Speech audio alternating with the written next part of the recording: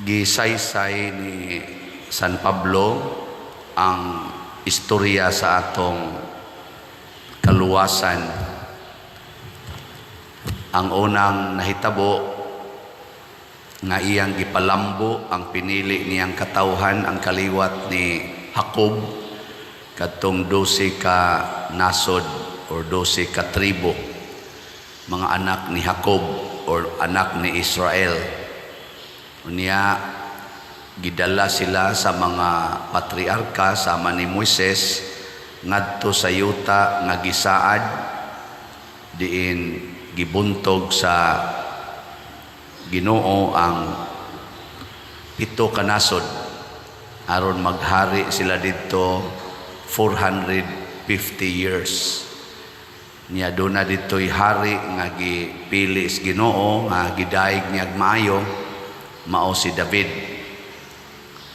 Pero ang misyon ni David mao ang pagpatay sa ilang mga kaaway o pagpasurrender nila pinaagig espada. Niya katong maong gingharian kay nabuhi mas espada, gibungkag o gipatay pod pinaagi og espada. Mao na naulipon sila og nisaad na sa dang Ginoo og bag-ong hari nakaliwat ni David og mao na ni si Jesus. Nya unsa man gingharian nga gihimo ni Jesus, dili na gamit ang espada, gigamit na ang gugma. Mao na sa atong ebanghelyo karon, gipakita ni Jesus nga iyang gihugasan ang tiil sa iyang mga tinun-an. Apil na ang tiil ni Judas nga nahibaw-an ang daan ni Jesus nga magbudhi kaniya. Matod pa niya diri, ang misalo kanako sa pagkaon nahimo nakong kaaway. Nya ningon din siya, buhata sab ni ninyo.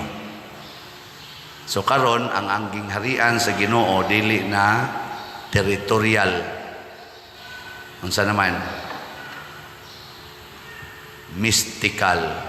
Mo nang gitawag mystical body of Christ. Kana bang connected ta tungod sa atong pagtuo o pagbuhat sa gisugo ni Kristo. Sige, lingian na imong tupad ing na membro ka sa gingharian ni Kristo. Pangutan-a ba ing na membro ka aning iyang gingharian? Wala na ni siya'y teritoryo. Mabitaw din sa atong parokya, nagpasalamat nga ang nakigmembro nato dinhi territorial parishioners o online parishioners. Niya kon mangayo ganitag hinabang pinaagis ato mga slat-slat ang mamalit ang taga dinhi o ang kadtong dili taga dinhi, mga online parishioners. Salamat kaayo. Nya ako lamong taga-update report sa atong slots nga nahalin. As of yesterday, sa atong SBF DAG, ang atong halin niabot na og 17,009 slots. Pakpak. Kandaghana. Nya kutob sa nipalit ani na membro sa gingharian sa Ginoo. Nya kadtong wa mo palit, bisag nakadungog unya naagyoy ikapalit, dili na membro sa gingharian sa Ginoo. Nya sa ato sang special slot kadtong para sa atong Holy Week o sa fiesta, 45,000 man to ka slots atong ibaligya nga GPHJ or God's Protection, Healing and Joy. Nya ang ato sang halin ning abot og 45,742 ka slots. Pakpak. So equivalent ni siya 4,574,200 209 pesos and 47 centavos. Nya ang atong total nga gasto, ang total lang niabot sa 4,484,097 pesos and 72 centavos. Natay sobra nga 90,111 pesos and 75 centavos. Pakpak.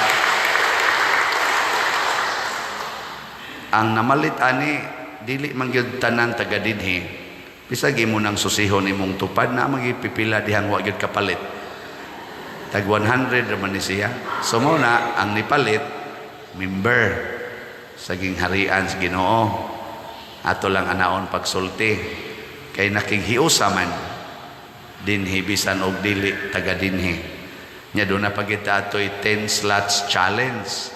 Ang nakaapil sad niabot og 372 ka 10 slot challengers. Oh, di ba? Pakpakya ko.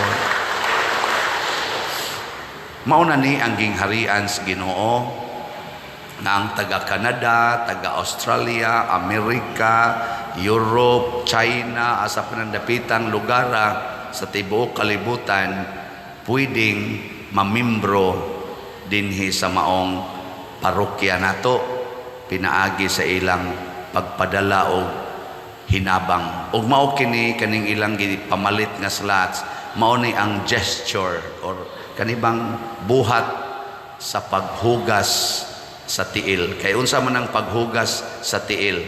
Ang pag-alagad sa tao nga mga nanginahanglan. Kanabang alagara nimo ang nanginahanglan, apil ng imong kaaway. Kamong mga asawa, andam ba mong muhugas sa tiil sa inyong bana o sa tiil sa iyang kabit? Anda mo? Sige, tubag. Dili. Dili na mo mamimbro sa gingharian nga gitukod ni Kristo. Kamong mga bana, andam ba mong muhugas sa tiil sa inyong asawa o sa tiil sa iyang kabit? Mga bana? Wagi tingog. Dili na sad ka mamimbro sa gingharian sa Ginoo.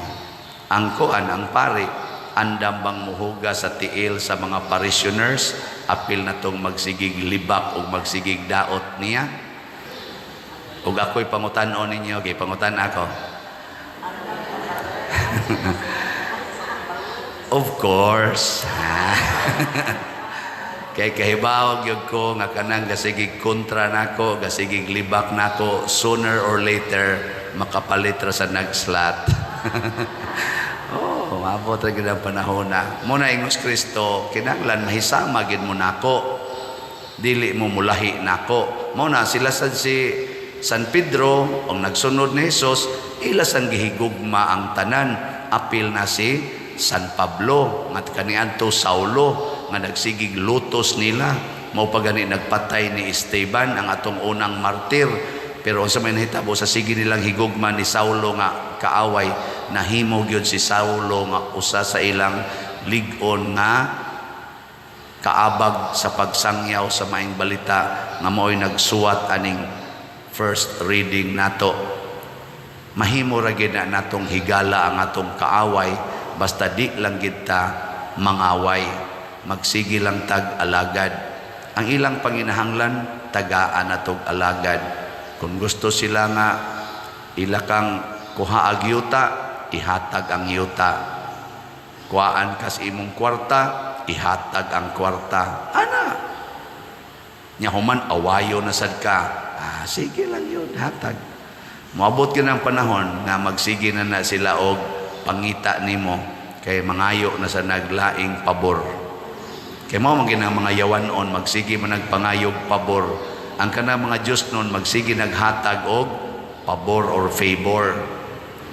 Kanabe, lingi ay mong tupad. Yung namuhatag kag pabor nako o mangayo. Okay.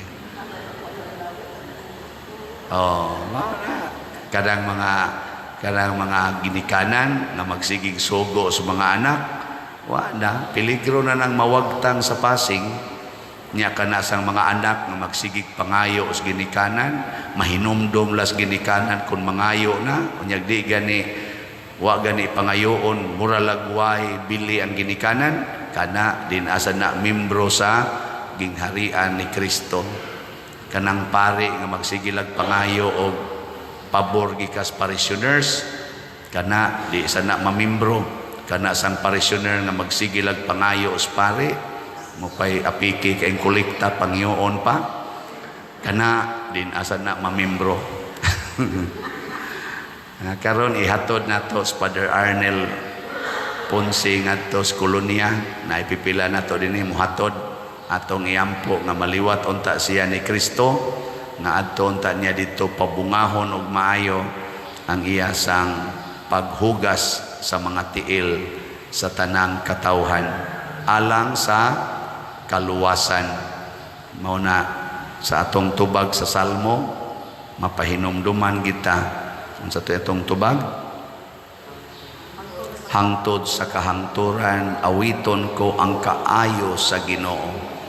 Pasabot, akong sundon ang kaayo sa Ginoo hangtod sa kahangturan. Ug ato ning buhaton, porting nindutang puy-an sa kalibutan.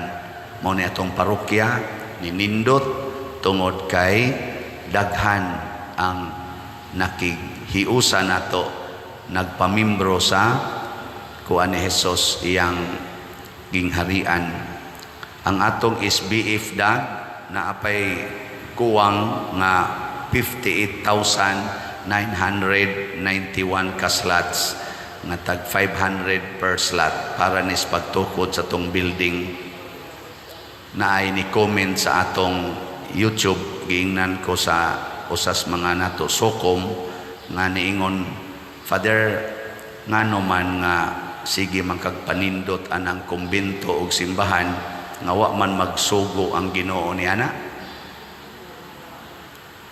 Ang sugo sa Ginoo alagaran man ang mga kabos, dili man magsigig panindot anang simbahan. Nako kani siya nalimot tingali nga ang sugo sa Ginoo ni Solomon katong anak ni David, specific kaayo ang paghimo sa templo o pagkahuman niya itong maong templo. 46 years man tingali ito nahuman, maoy labing nindot nga templo. Ang Ginoo mga igsoon di gina muhimog bati, ang himuon sa Ginoo nindot. Ang Ginoo di gina magmantinil, tanawa ra gud nang imong naong o gimantinilan panas Ginoo hiwi unta kag ilong, gimantinilan panas Ginoo nangahibat unta nang imong bakba, kanang imong mga mata nga pikot unta nang pikas kung gimantinilan patas Ginoo. God is creating perfectly beautiful creatures. Nya kita sang nagsunod sa Ginoo maghimo sa tag nindot nga mga butang aron ang kaayo sa Ginoo ato gyung masangyaw. Kay kun dinhi magsige mog donate og kwarta nya ang inyong gilingkuran gipang-anay, dili na mo diha kaluhod kay wa nay ludhanan, moingon gyud mo hain man ang kolekta aning paria. Labi na gyud mga paong na ni atong suga nya maputla na tas kurente, hain namang kolekta aning paria.